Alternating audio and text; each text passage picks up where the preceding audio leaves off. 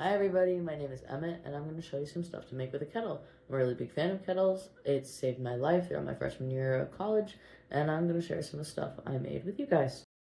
Kettles are like the one appliance that colleges will let you have, so you kind of got to take advantage of it. You can have pretty much any type of kettle as long as it has an automatic shut-off. First things first, I'm just going to make sure it's filled with water. I pre-filled it since I have a sink. If you're in the dorms, it's going to be a little harder, but there's normally going to be a sink on your floor. You can just go straight down to the lounge. I'm just going to switch it on, and this little light will turn on, and now we just wait for it to heat up. While we wait for it to heat up, we're going to go over the couple things that I'm going to be making today. Here are all the items we're going to be preparing. You can get pretty much all of these at either the corner store or the market. Up, we're going to be making the hot chocolate and tea.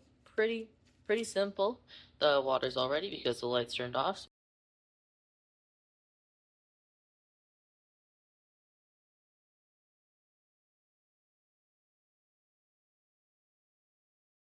Normally, the water in this kettle is enough to fill at least 2 mugs. I could normally make my roommate something anytime they wanted something and I was already making it.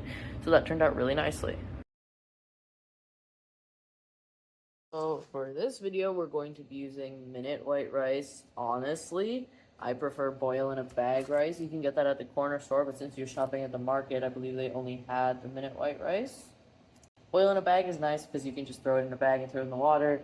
Minute rice, I haven't used before, but it says it should work just fine, so we're going to test it. You're going to want to use a cup of water to each cup of rice that you use, 1-to-1 ratio. So I'm just going to get the rice out first while the water finishes.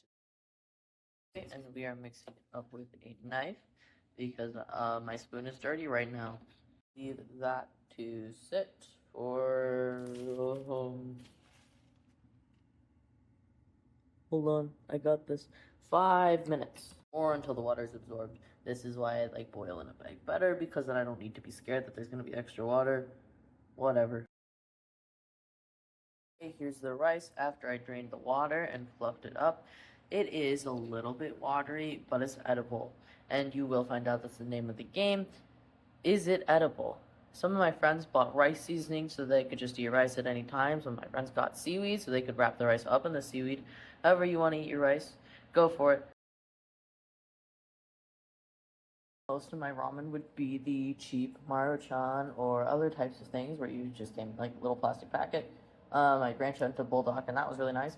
But when I was stuck to just like soy sauce flavored ramen, my hack was to always have crushed red peppers on hand and maybe soy sauce, and I'd add that into the broth, and it would make it a lot better. So now we follow the instructions.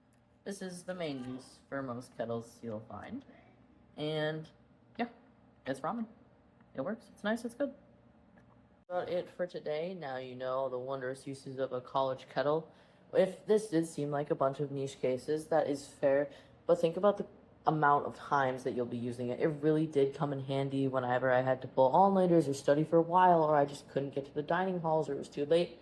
My kettle was always there for me. Plus, if you bring a kettle and your roommate doesn't, they're gonna love you forever. So, this is my little kettle advertisement. Thank you for watching, and I'll see you in the next video.